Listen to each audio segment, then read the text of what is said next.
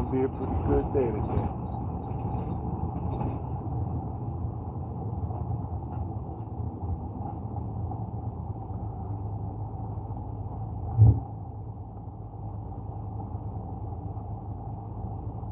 Is it true that you gotta fight for equality in all cultures? It's true. You think about it, learn about it, and read about it. Go walk through a neighborhood that used to be all Polish people. Why is the whole neighborhood Polish people? Why was it once all Polish? It's probably where they made the destination when they got off the Mayflower. You know, you got this dude out here at East Glizzy's having people try to say, look in the mirror. Look in the mirror and look at yourself first. Look in the mirror. Look in the mirror. Look in the mirror. That's all we constantly, black people constantly want to put us down to tell us to come back up. Look at this. Look at you. Look, you can't work for it. Work for yourself. Give a whole mayor in the city of Pittsburgh. He black. Go ask all the black people what it's like working for a mayor in Pittsburgh for politics. Ooh. Black people in power. Michael Jordan owns a whole race car. Call Michael. Say, hey Mike, I've been buying your shoes, your limited edition. I want to start a driving school. Kanye. People like Kanye who say blacks don't have a say in their direction. I want you to go to Michael Jordan.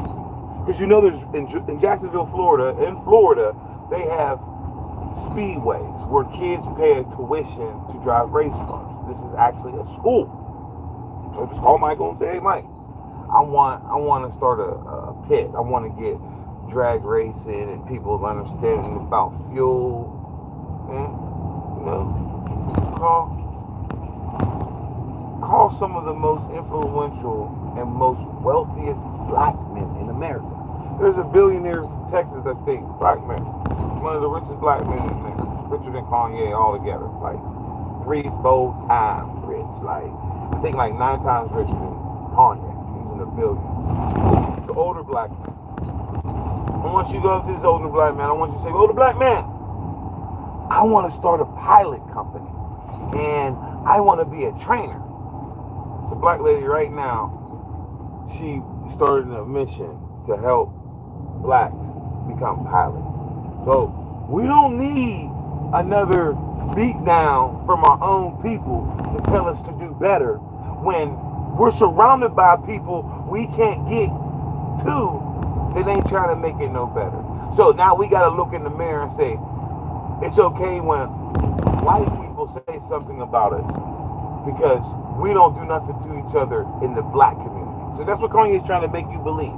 Kanye is making you believe that since we don't go and do drive-bys in poor white neighborhoods and rich white neighborhoods, we bow down to the white people and we go and celebrate with the blacks say negative about each other. We need to turn that around, and we need to be more racist to other people. That sounds just as fucking stupid as the argument itself. So go do more bad to another group to justify why the other group isn't making any progress. I just said, look, this is like Kanye. Okay, use Kanye. We don't gotta use Michael. We don't gotta use the richest black man in America. Use him. He can't even talk to you as a professional without saying the word inner. As you get older, if you're an adult, that feels and sounds derogatory. Because I can't go to work. I got a African American male I work with right now. He tells stories in front of white people and he says the N-word. I feel violated when he does it because he can say it once or twice, maybe in a comment. But he says it to the point where the white people start wanting to talk like that because he emboldened. And then as soon as you question him, I'll just beat him up. So we're going to apply more racism to something that if you was educated enough to understand and respect, you wouldn't call yourself that. If you were educated enough. So now you admire some dude that sells you shoes from China. And everybody's running around trying to pay all this exuberant money for fake shoes from China. And now all of a sudden he's a god. He can speak in blasphemy Jesus' name in conversation with the N-word. And that's black. So now all of a sudden he's a representation of black. But he does all the things that a real professional black man do. He goes around calling himself the N-word in front of white people. He goes around and delegitimizes his ancestors in front of white people. He tells other black people that the reason why we're not getting ahead in life is because we as black people don't want nothing. But he just stated all the things that he thinks, that's what he thinks. And then he adds God. So if you live your life and you broke, like if you broke, like you don't have, you live in the projects, you waiting for somebody to send you a social security check. Kanye West is the type of person, even though he sounds like he would say something that would promote your well-being, he would say, nah, those niggas, they need to be cut off of that free shit because I had to work for everything I got. Lazy niggas. So all of a sudden he says, look in the mirror. But those same people like Michael Jordan and all the rich motherfuckers, they saying the same thing when you look in the mirror. I had to work to get here, nigga. So I don't know what you mean that blacks don't want to be nothing. The fuck is he talking about? He is insulting your intelligence to appease to a different group of people. Period. The motherfucker is saying things that if he knew what an NIH was, not an NIL, that's why Deion Sanders got played. That's why Deion Sanders' son got played. See, to be a number one draft pick means guaranteed money. To be a number one draft pick means you are the franchise of the team. I kept saying this over and over and over again. The old way is all the white man knows. So when the white man say you turning this into a rap, a trilogy of Wu-Tang, they not playing. They looking at this like this. We paid you as an amateur. We paid you to play college football at the highest level. If you want to get the face of the franchise, you must start at the bottom because you ain't win shit. Your daddy did. And that's the problem with you so-called influencers following people and recording them. The consequences of your actions doesn't always represent the win of the war.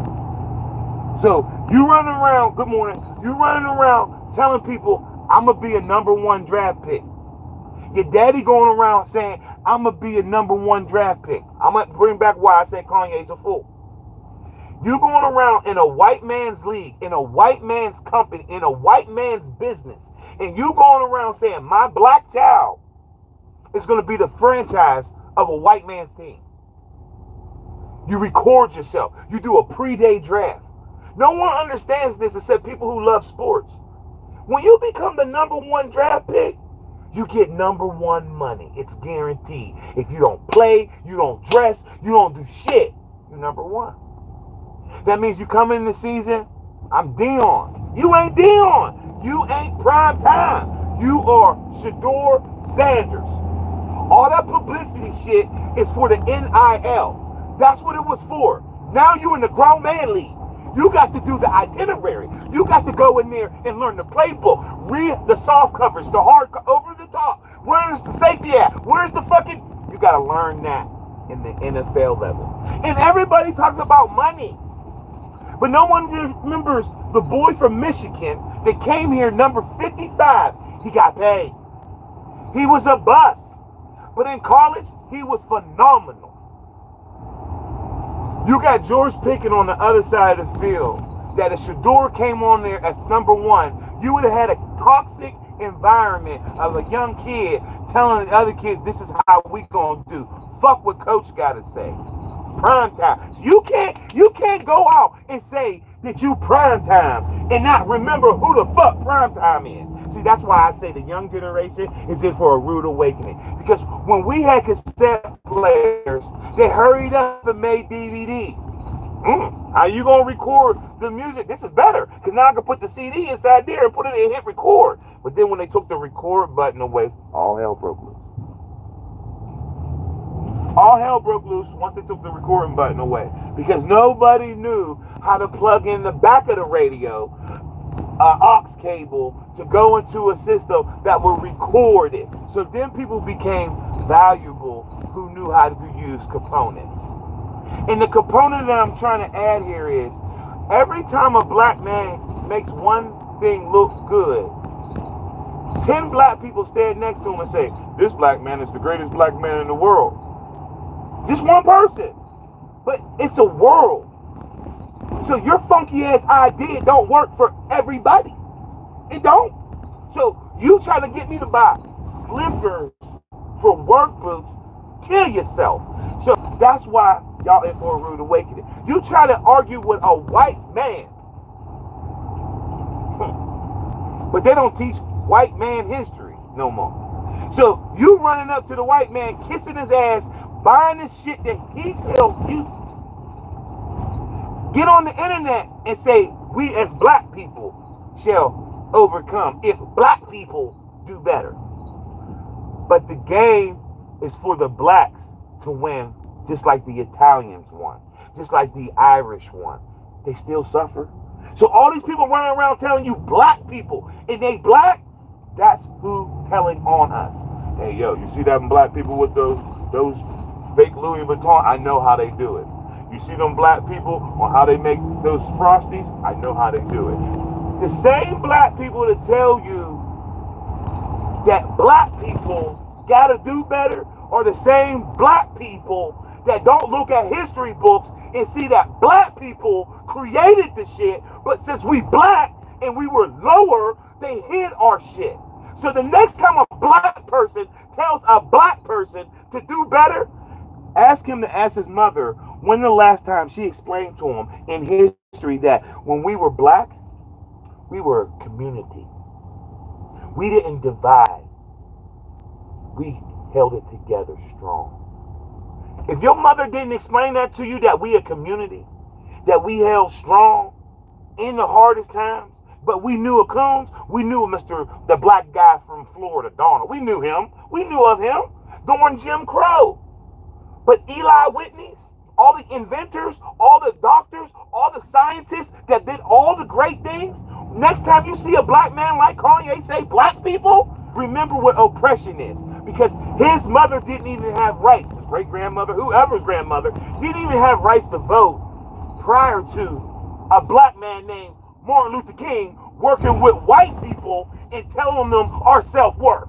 So the next time you hear a nigga, because that's what a nigga is, Kanye's a nigga. He's one of them type of niggas that if I said nigga in his face, what did he do? Nothing. He asked the security guard to get some straightening.